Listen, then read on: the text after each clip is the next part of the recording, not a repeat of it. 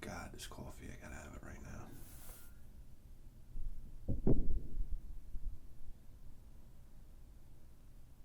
now. They're bombing us.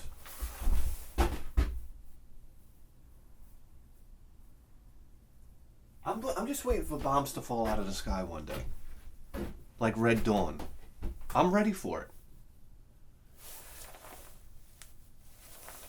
Can you imagine something like that happening?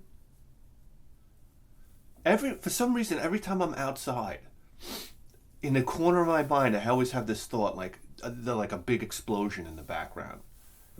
You know, like nuclear explosion going off. You know, almost like a Terminator 2 type of remember when she's at the park holding onto the gate? And I don't know what put that into my mind, whether that was movies or just, you know, me being a kid and my sister sitting me down and telling me how there could be like this holocaustic nuclear war. Yeah. And I was like, okay, can I play with my speaking spell now? What's... Oh my God. What are you trying to do to me? All right, here we go. It's here we go. A review brought to us by Ian McTarvish. I love that name. Ian McTarvish. Can we guess the nationality here, folks? Anyhow, Ian wrote me a letter. He said I could pick from 3 games. It was either Star Tropics, Image Fight 2, or this game right here. And he did mention in the letter that he played this game with his father growing up. So like instantly this is like a no-brainer. This is the game we were going to pick. And wow, what a whopping... And Image Fight, I was like, yeah, sure. I would play Image Fight 2 if I didn't want to have a fucking mental breakdown. Alright. Here we go. Konami game. This is part of what I call the Konami Killers series. Yeah. Here it is right here. Jackal.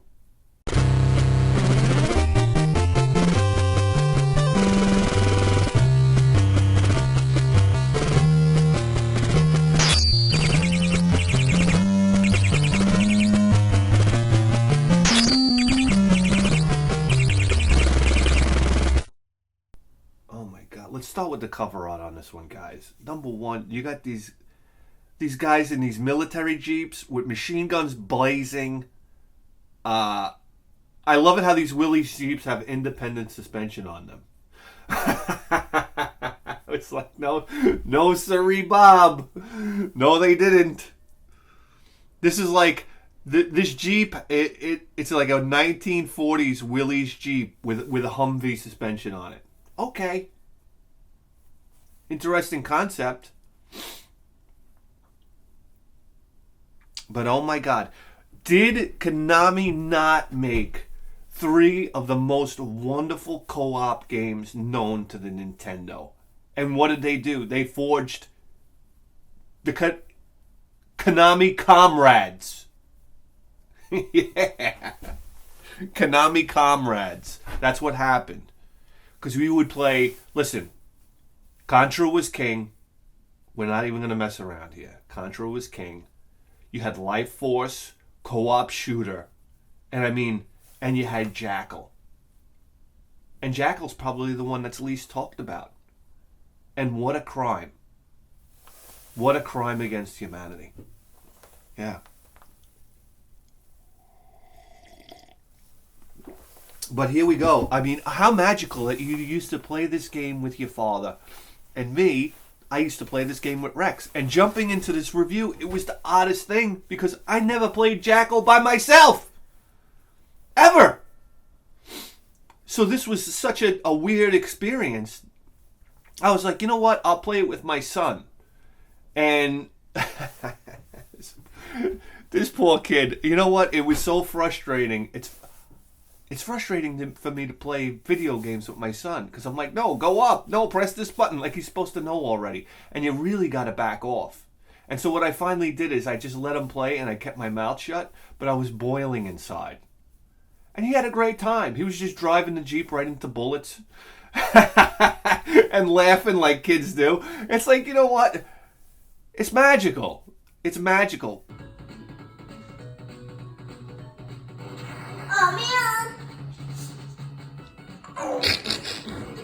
What was important is he was learning the fundamentals. When he died, he would press the start button and restart. He was learning where the buttons were to shoot the grenade and shoot the machine gun and the direction pad, right? We didn't need to beat the game, okay? We just needed to discover the joystick, right? Yes, of course. Yeah, so somebody slay me for saying joystick. Go ahead. Oh my God! Come to my house and tell me that an NES pad isn't a joystick. I'll gut you like a fish. Oh my Christ! That's important to somebody out there. Can you believe that? This fucking world is full of assholes. My Christ. Let me freshen up this coffee.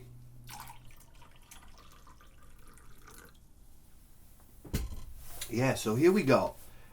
Interestingly enough, the arcade version, I've never seen the arcade version of this game. So, doing a little research on the game, going back and watching the arcade and reading about the arcade. Apparently, Konami launched an arcade machine where the joysticks rotated, much like Heavy Barrel and Akari Warriors. So you could turn the Jeep with the joystick. I don't know if I'm into that, but it's an interesting concept. They put it out for test, to test the, and it didn't. And they wound up pulling it and putting in standard joysticks. So I started to think about it, and I was like, yeah, no, we didn't need that. It probably would have made for slow response.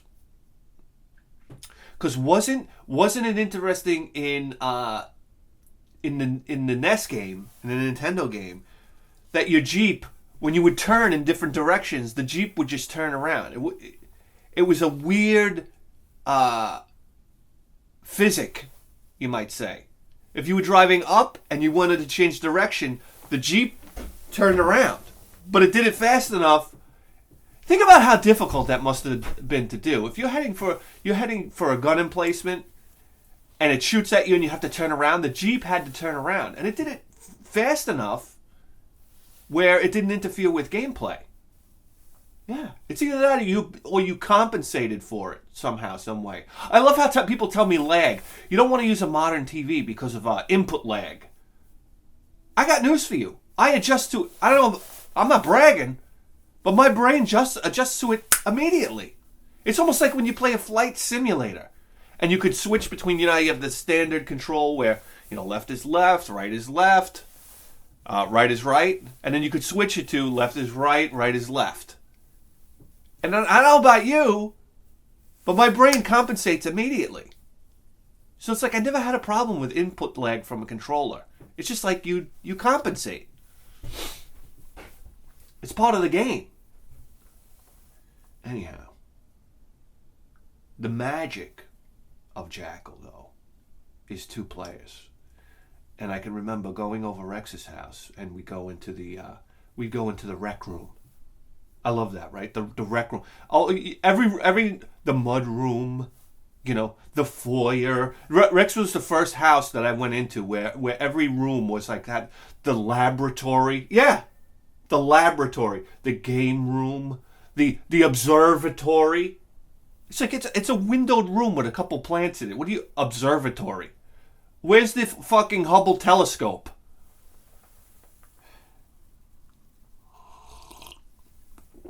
The AV room. Okay? Well, listen, this was the cool thing about Rex's house. His old man had the whole house wired up for speakers. Yeah, he knew how to live. So, and there was a bed in every room. I mean, talk about license to chill. Anyhow, we go into the rec room, and I'd be like, hey Rex, crank up the fucking White Snake, man. Here we go. We're gonna play Jackal. It's either this. We were gonna play Jackal, we were gonna play Contra, or I was gonna sit and watch Rex play Metroid. I had no problem with that. But when we played Contra or Jackal, it was like, oh great, we're gonna play together. This is fantastic. Turn on the White Snake, Still of the Night. In the still of the night.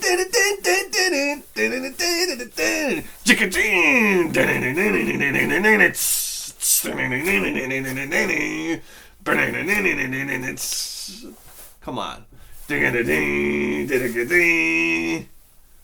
I just want to get close to you, feel your body heat. What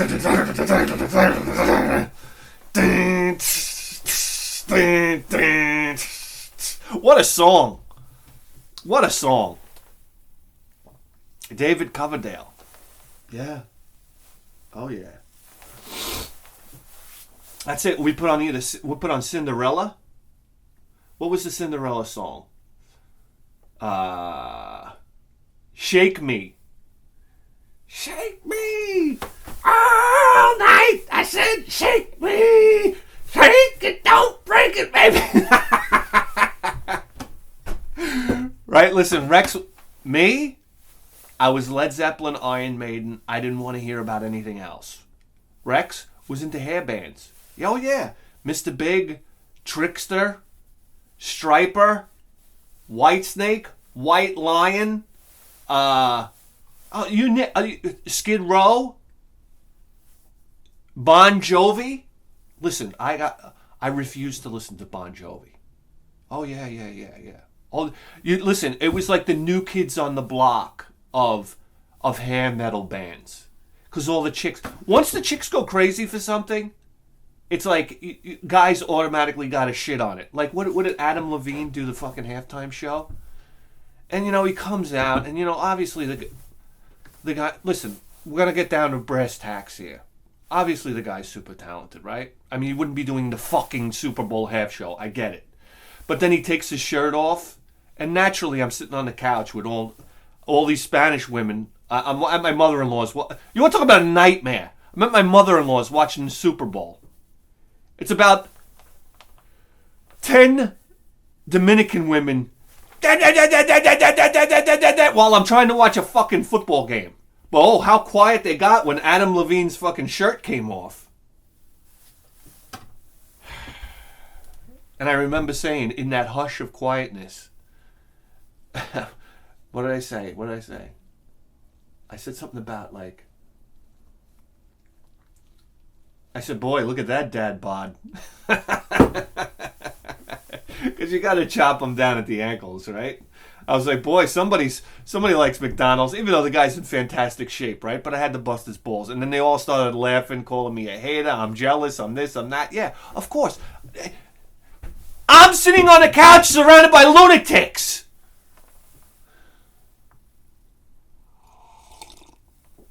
Anyhow, what the fuck were we talking about? Oh, Bon Jovi. Yeah. So that was the thing, So everybody hated Bon Jovi. I mean, let's face it. It was great stuff. Everybody was listening to it. Everybody had the fucking album, Slippery When Wet. Yeah. Come on. Living on a Prayer. I'm a Cowboy. What was that song? I'm a Cowboy. What's the name of it? I never knew that. Oh, Wanted, Dead or Alive, right? I mean, these were great songs. They're undeniable, right? But I remember Billy came over and told my sister that they did the X-rays on Bon Jovi, and they found cum in his stomach. And we were all like, really? And we're like, that's it. He's gay. And that was it. We would travel through school like that. And, anyway. Singing the Bon Jovi, man. He's got cum in his stomach, bro. What are you going to do? Kids. Anyhow. Yeah, so he would listen to all these hair bands, all the latest hair bands, right? But we'd sit downstairs and we'd play Jackal, and man, when we honed in, oh man, it was like, it was like we were going to war. There was an objective, and the great objective in Jackal was there were prisoners being held. And now you got to understand something. Back in this time, we were watching movies like Missing in Action 2, where these prisoners of war, they were hung upside down. They put bags of rats on their heads. They were being tortured. Remember Rambo? He comes up on the camp and they're electrocuting the guy on the fucking on the old box spring there. It's like these were horrendous things. This was a big mission to complete. You drive around in these jeeps. You gun open these POW camps. The guys jump out into the jeep. This was a serious mission. So what would happen was, as you play together, one guy would go up and free the hostages. The other guy would go clear the enemies off the board. And there were parts in the later levels, like level 5. And whoa, let me tell you something. Jackal, it's very, I would say, easy. I don't know how to even judge the game now because I know the game so well. So in my eyes, I find it a bit easy. Until you get up to like 6 levels in the game. Until you get to level like 5 and 6. Now here's the deal. When you pick up prisoners, this is the coolest part about this game. This game's awesome, man. You blow up huts, you collect your prisoners, and then later on in the board, just before the boss, there's a helipad, a heavily fortified helipad, where you have to park your jeep and unload the prisoners. All the while, enemies are coming out. And this is really, this really gets hectic on the last 2 levels. You're on the helipad, there's like planes flying out and trying to bomb you. I remember one soldier comes out and he's like, "Hey, you!" And I'm like, that was inappropriate.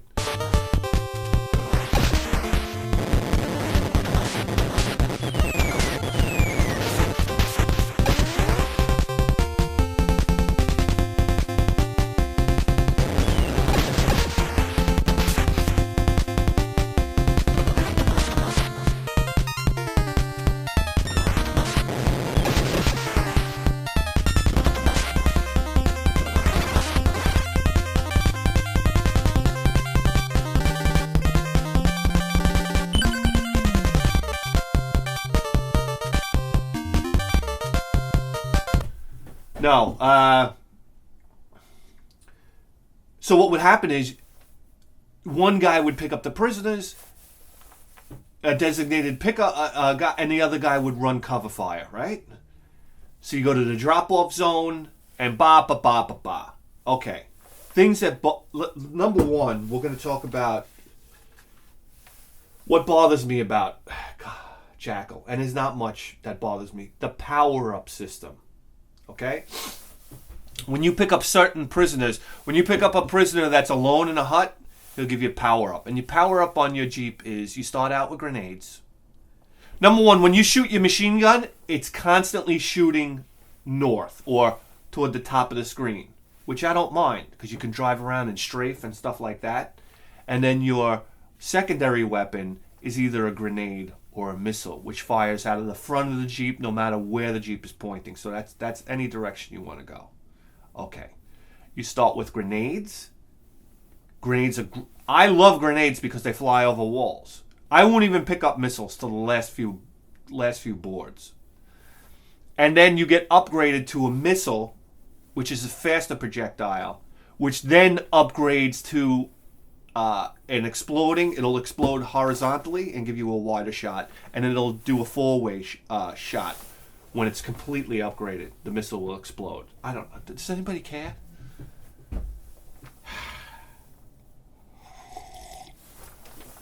Here's the thing. First boss, you better have the grenades. So it was almost like on the first level, you almost got punished for getting missiles. So you almost got... Because you needed grenades for the final boss. I don't care what you say, you need grenades. I need grenades for the first boss on the first stage. It's that big tank battle or whatnot, and you got to hide behind the trees and lob grenades over. The missiles won't go through trees and won't go over walls.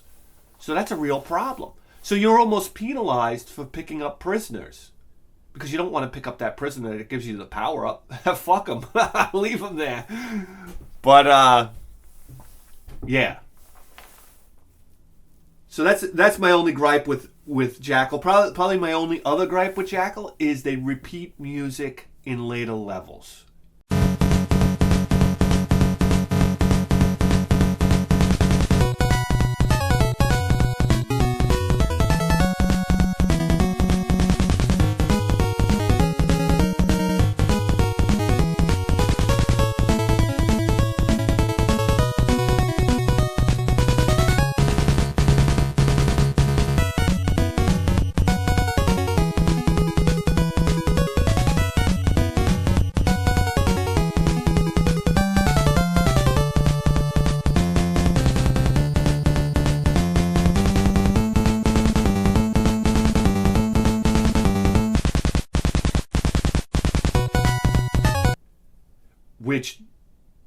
Which is why I can put Contra over this game. And it's the only reason why I can put Contra over this game.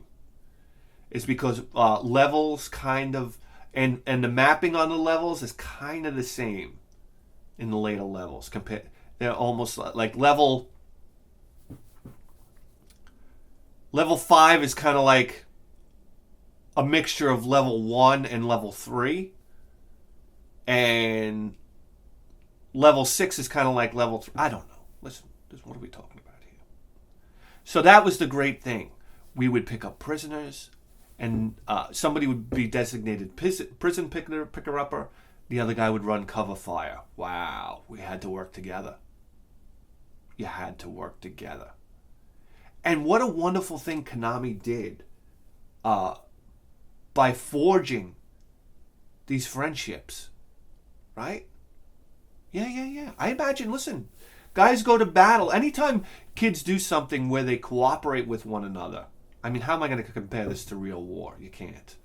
But I'm just saying, whenever you work together towards an objective, it's important. I remember this one time.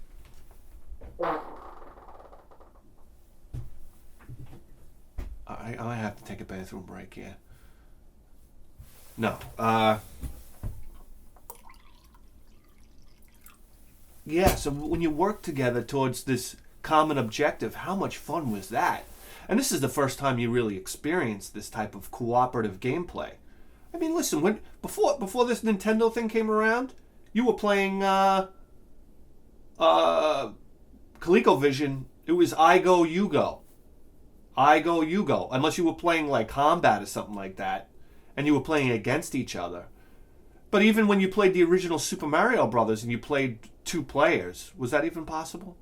I think there was a 2-player. It was I go, you go, wasn't it though?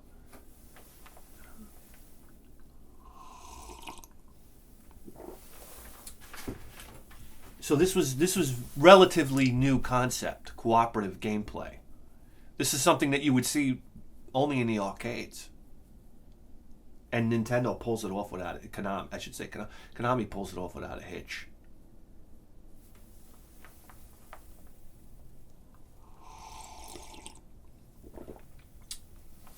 So there we go. A lot of interesting... listen, this was military stuff, man. This is the kind of stuff that kids went bananas for. Yeah. Level design is really good. I particularly like... I like level 3, where you're driving through like the bogs and whatnot. The thing that pisses me off is those homing missiles. And then next thing you know, there's a train coming up the side, and the train's firing at you. This is like super arcade stuff, man. Super arcade stuff in your house. In your house.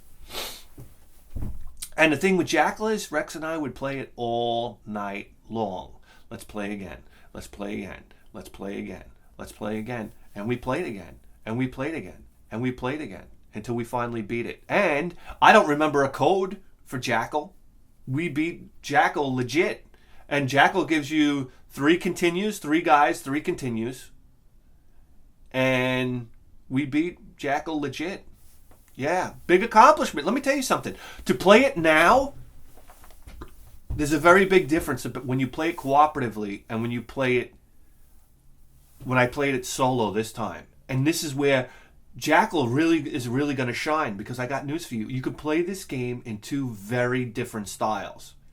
You can go through and be very meticulous and collect all the guys, all the hostages, and blow up every hut and whatnot, which is what we used to do 2 players. But this time I found that I was playing that meticulous manner until I got into the upper stages, then I would die. And I would say, well, I want to get back to that upper stage again. So then what I would do is I would say I died on level 4. What I would do is I would speed run my way up to level 4, which was like just driving through, gunning fast, knowing like when you came over a bridge, there was a gun emplacement, blow it up, drive right through it, don't worry about the guy shooting, don't even pick up the hostages, I'll stick with the grenades. And trust me, if you haven't played Jackal in a while, play it in a speed run fashion. It's so much fun because it's a lot faster of a pace. And I mean, unless you have a conscience about leaving the hostages behind. Yeah. And then when I got back to the level, and then I would be more meticulous, going all the way up until I was able to beat it. Yeah. And beating Jackal was quite a big deal. Because beating Contra, let's face it, and once you pop the code in, everybody was beating Contra. No problem. When you played Life Force, once you put the code in, you beat Life Force. No problem. But Jackal was different. We didn't have a code back then. At least we didn't know about a code back then. So we beat it legit. And I remember when you get up to that last boss, there was that that insignia on the floor. Oh my god, I remember being so nervous. We'd get so nervous. They had that the bad boss. We're up to the bad boss here. And you were fighting that giant tank, flame-throwing tank.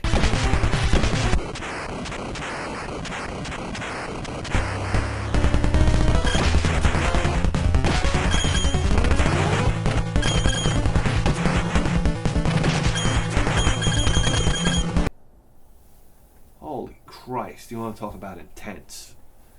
And here's the thing. After beating the game, this is me and Rex, when we would beat a game, drop the joysticks on the floor. We were so afraid, because some games, listen, we always used to say, when you would watch the ending of a game, some games, if you press the button, it would skip the ending. And to us, this was unacceptable. It was almost like the game had a complete flaw in it. We looked at that game after that like unacceptable.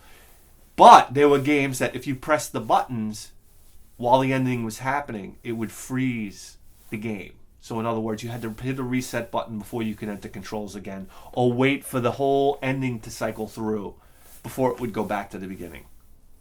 And we loved that. We would only check though when it was doing the credit roll. You press the buttons and you say, that's a real game right there. Oh, yeah. Oh, yeah. So, wow. What fantastic memories that must have been playing with your father. With your father.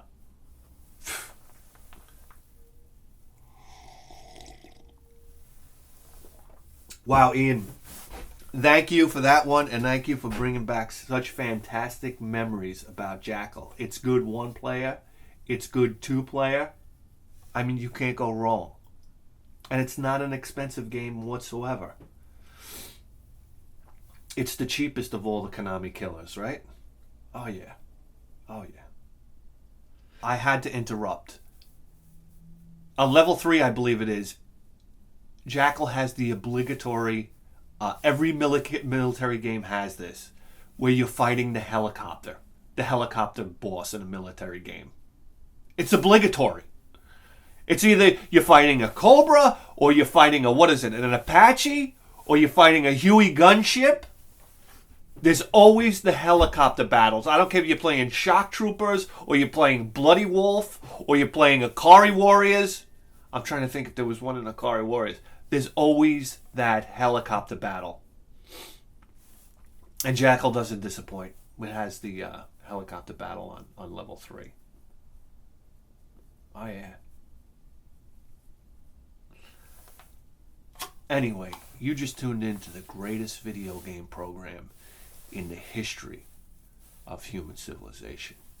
And you better believe that. With a 4K face!